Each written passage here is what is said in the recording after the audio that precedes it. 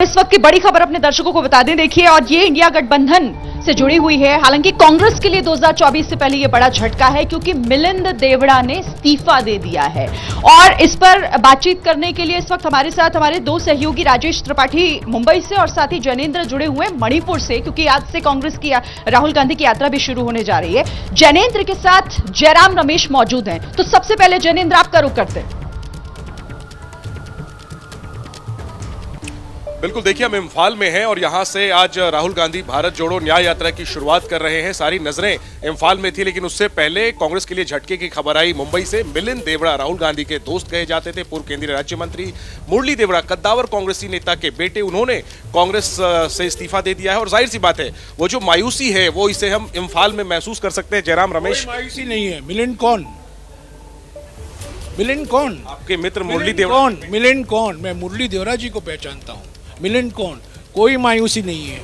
यहाँ हमारे कांग्रेस पार्टी में लाखों नौजवान हैं जो कांग्रेस की विचारधारा में विश्वास रखते हैं। अगर हम सत्ता में हैं या विपक्ष में हैं, वो विचारधारा के आधार पर कांग्रेस पार्टी में काम करते हैं। मिलिंद कौन? आपको लगता है इस इस्तीफे से कोई नुकसान नहीं होगा? मिलिंद कौन?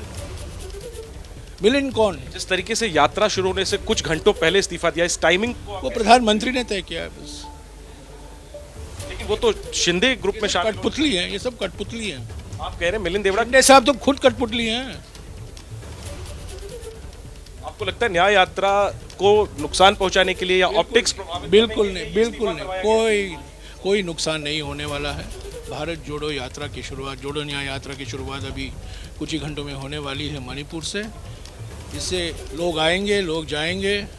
मैं आपको फिर से कहता हूँ, हमारे पार्टी में लाखों नौजवान हैं जो यहाँ आए हुए हैं। उनको निमंत्रण नहीं दिया है, पर वो खुद अपने बल में ही आए हैं क्योंकि वो भारत जोड़ो न्याय यात्रा में शामिल होना चाहते हैं। सर, आप कह रहे हैं मायूसी नहीं है, लेकिन क्या दुख है? मुरली देवड़ा आपके दोस्त? बिल्कुल नहीं। मुरली देवड़ा मेरे दोस्त थे। उन्होंने कांग्रेस पार्टी का साथ कभी नहीं छोड़ा। जब हम सत्ता में थे वो सांसद थे, मंत्री थे। जब हम विपक्ष में थे वो बड़े सक्रिय एक सांसद भी हुआ करते थे, और वो सांसद भी नहीं थे कुछ सालों तक, वो मेंबर ऑफ पार्लियामेंट भी नहीं थे, पर फिर भी उन्होंने कांग्रेस का साथ नहीं छोड़ा। उनकी दोस्ती सभी दलों में थी, सभी पार्टियों के नेता उनके दोस्त थे, पर वो उन्होंने कांग्रेस का साथ कभी नहीं छोड़ा।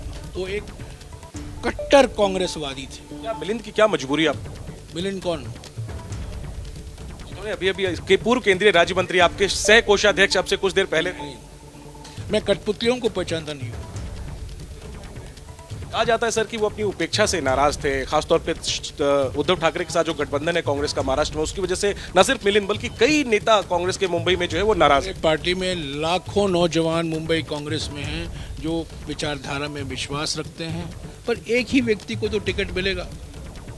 टिकट तो दो व्यक्ति को नहीं मिल सकता एक पार्टी में, पर सभी उसके बावजूद जो प्रत्याशी हैं उनको टिकट नहीं मिलता है तो वो मायूस नहीं होते हैं। वो पार्टी के लिए, संगठन के लिए काम करते रहते हैं। सूत्र बता रहे सर कि वो तो इम्फाल आने वाले थे, मिलिंद देवड़ा यात्रा में शामिल होने वाले थे, और कल की बात पुरानी। लेकिन आज इस मौके पे आप उनको कुछ शुभकामना देंगे आगे की भारत जोड़ो न्याय यात्रा सफल होगा। भारत जोड़ो न्याय यात्रा को मैं शुभकामनाएं, देवड़ा का आगे का सफर, सभी भारत जोड़ो न्याय यात्रियों को मैं शुभकामनाएं देता हूँ। ठीक है, मैं चाहूंगा कि स्टूडियो से जयराम सर, यात्रा पे अब मिलिंद देवड़ा पर हमने रिएक्शन लिया है एक्सक्लूसिवली। जयराम रमेश ने एक तो टाइमिंग को लेकर के कहा है कि ये प्रधानमंत्री ने तय किया, मिलिंद देवड़ा को कठपुतली कह रहे हैं और पहचानने तक से इनकार कर रहे हैं। आज इम्फाल से जो राहुल गांधी की भारत जोड़ो न्याय यात्रा शुरू हो रही है वो बहुत अहम है कांग्रेस के लिए, और उस पर जयराम रमेश एक्सक्लूसिव बात करने के लिए हमारे साथ मौजूद है। हमने तो तय किया था न्याय यात्रा पर ही बात करने के लिए, मिलिंद का इस्तीफा तो अलग से आ गया। ये जो यात्रा आज से शुरू हो रही है, क्या उद्देश्य है? और आप बार बार कह रहे हैं कि ये चुनावी यात्रा नहीं है, क्यों, कैसे ये चुनावी यात्रा नहीं है और क्यों ये चुनावी यात्रा नहीं, जबकि 2 महीने बाद लोकसभा के चुनाव होंगे? ये वैचारिक यात्रा है। संगठन, हमारी कांग्रेस पार्टी चुनाव लड़ती है, हम एक राजनीतिक पार्टी है।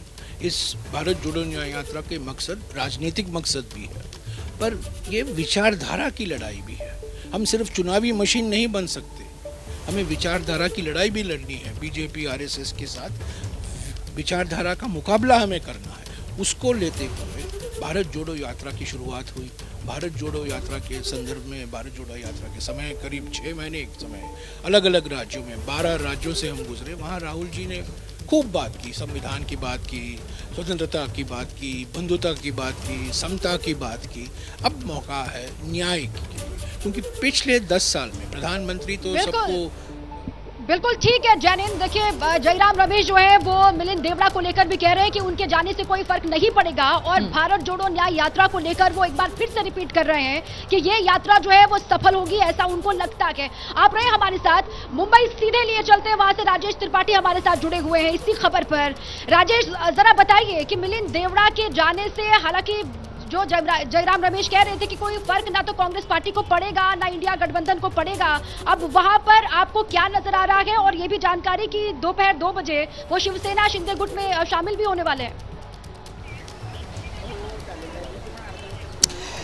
जी बिल्कुल, जयराम रमेश भले ही कह रहे हो कि मिलिंद देवड़ा के जाने से कोई फर्क नहीं पड़ेगा कांग्रेस को, मिलिंद देवड़ा कौन है इस तरह के सवाल कर रहे हैं, लेकिन सवाल यहाँ पे है कि मिलिंद देवड़ा कांग्रेस को छोड़ करके शिवसेना शिंदे गुट में जा रहे हैं। इससे फर्क जरूर पड़ सकता है, क्योंकि मुंबई में शिंदे गुट लगातार अपनी पैठ बना रहा है, वो मुख्यमंत्री हैं और सत्ता उनके हाथ में है। तो मिलिंद देवड़ा का शिंदे गुट के साथ जाना एक बड़ी बात मानी जा रही है। मैं इस वक्त मिलिंद देवड़ा के घर पे ही हूँ, उनके निवास स्थान के बाहर हूँ, और जैसी खबरें हैं कि मिलिंद देवड़ा 10:30 बजे अपने घर से निकल करके सबसे पहले सिद्धिविनायक मंदिर जाएंगे और गणपति बप्पा का आशीर्वाद लेंगे। उसके बाद शिंदे गुट के जो भी नेता हैं उनसे मिलने का उनका सिलसिला जारी होगा। वर्षा बंगलो है जहां पर मुख्यमंत्री निवास है, वहां पर मिलिंद देवड़ा पहुंचने वाले हैं और पार्टी को ज्वाइन करेंगे। और ये भी खबरें हैं कि करीब 200 से ज़्यादा लोग भी उनके साथ जो है शिंदे गुट में शामिल होंगे। 55 साल का जो है ये करीब जो है कांग्रेस से परिवार जैसा नाता रहा है। उनके पिता जो मुरली देवड़ा थे उनका जो है बहुत ही गहरा नाता रहा है कांग्रेस से, लेकिन आज महाराष्ट्र की राजनीति में, मुंबई की जो राजनीति है कांग्रेस की, उसमें बहुत बड़ा ये झटका मिला है कांग्रेस को। और मिलिंद देवड़ा सालों से नाराज़ नज़र आ रहे थे। जब मिलिंद देवड़ा को यहाँ पर मुंबई का अध्यक्ष बनाया गया था उस समय भी उनकी नाराज़गी लगातार जारी रहती थी, भले वो पार्टी दफ्तर आते थे लेकिन नाराज़गी उनकी देखने को मिलती रहती थी। और कांग्रेस से नाराज़गी का मिलिंद देवड़ा का जो है ये रिश्ता काफ़ी पुराना है, और आज जब उन्होंने इस्तीफ़ा दे दिया है कांग्रेस से और शिंदे गुट के साथ मिलने जा रहे हैं, तो ये महाराष्ट्र की राजनीति में एक बहुत बड़ा उथल पुथल माना जा रहा है। जी जाहिर है, और देखिए जिस तरीके से अब इसे लेकर सियासत भी हो रही है और बयानबाजियां भी शुरू हो गई। देखिए कांग्रेस पहले से ही जिस तरह से मुश्किलों में दिखाई दे रही थी, क्योंकि गठबंधन के नेताओं को एकजुट करना एक बहुत बड़ी यहां पर चुनौती कांग्रेस के सामने है। लेकिन इसी बीच देखिए अब मिलिंद देवड़ा का इस्तीफा भी हो गया है, इसको लेकर भी बीजेपी ने निशाना साधा है और कांग्रेस पर कहा है, अमित मालवीय ने ट्वीट करके उन्होंने ये कहा है कि भाई पहले आप न्याय यात्रा तो बात की बात है, आपने कांग्रेस के नेताओं से तो न्याय करिए। तो देखिए किस तरीके से अब कांग्रेस को घेरने में जुट गई है बीजेपी, और अमित मालवीय का ये ट्वीट सीधे सीधे ये तंज कसते हुए कि न्याय यात्रा बाद में, पहले जरा कांग्रेस के नेताओं के साथ आप न्याय कीजिए। क्योंकि देखिए राहुल गांधी इस वक्त न्याय यात्रा जो है वो निकाल रहे हैं और मणिपुर में इसकी पूरी तैयारी हो गई। जयराम रमेश को आपने सुना भी, और दीपा यहीं से देखिए अब ये न्याय यात्रा भी सवालों के घेरे में आ गई है। बिल्कुल, और जिस तरीके से अब मिलिंद देवड़ा जो है पार्टी को 55 साल के बाद छोड़ के जा चुके हैं, उसके बाद अब टेंशन कांग्रेस की बढ़ती हुई है। और साथ में इंडिया गठबंधन की कल जो वर्चुअल बैठक हुई, जेपी नड्डा ने कहा कि गठबंधन ही वर्चुअल है तो वर्चुअल बैठक ही तो होगी, और क्या होगी। कुल मिला के गठबंधन को भी टारगेट कर रहे हैं, यात्रा को भी न्याय यात्रा। उनको नड्डा साहब बेचारे करें और क्या करें, नड्डा साहब को जो कहा जाता है वो कहते हैं, और ये घबराए हुए हैं, भौखलाए हुए हैं। भारत जोड़ो यात्रा के समय भी इन्होंने कई बातें की। मैं सिर्फ एक ही सवाल पूछना चाहता हूं नड्डा साहब से, 8 महीने से क्यों प्रधानमंत्री चुप है? मणिपुर में जो हुआ, उनको 2/3 बहुमत मिला।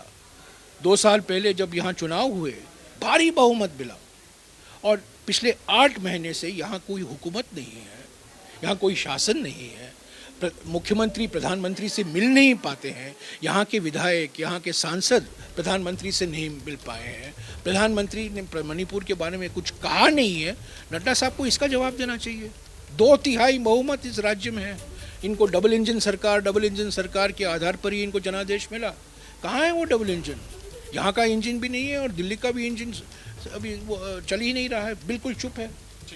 बहुत बहुत शुक्रिया जयराम सर हमसे बात करने के लिए। तो हिंसाग्रस्त मणिपुर से राहुल गांधी अपनी दूसरी यात्रा शुरू कर रहे हैं। कांग्रेस कह रही है कि 10 सालों से अन्याय काल देश में चल रहा है और राहुल गांधी इसके खिलाफ न्याय दिलवाने के लिए लोगों को यात्रा निकाल रहे हैं। कितनी कामयाबी मिलेगी कांग्रेस को इस यात्रा से, इस पर नजरें रहेंगी। कैमरा पर्सन प्रवीण दीक्षित के साथ जयनेंद्र, एबीपी न्यूज। राहुल गांधी ये भारत जोड़ो न्याय यात्रा निकाल रहे हैं, जिसकी शुरुआत आज से हो रही है। मणिपुर से इसकी शुरुआत, इंफाल से, वहीं से जैनेंद्र की रिपोर्ट आप देख रहे थे। और कांग्रेस के तमाम बड़े लीडर वहीं पर पहुंचे हुए हैं। मणिपुर टू मुंबई ये यात्रा निकल रही है, भारत जोड़ो न्याय यात्रा। और कांग्रेस के जयराम रमेश जो है वो भी ये कहते हुए नजर आ रहे हैं, सीनियर लीडर कांग्रेस पार्टी के, वो भी कह रहे हैं कि ये सफल होगा भारत जोड़ो न्याय यात्रा जो निकाल रही है कांग्रेस पार्टी।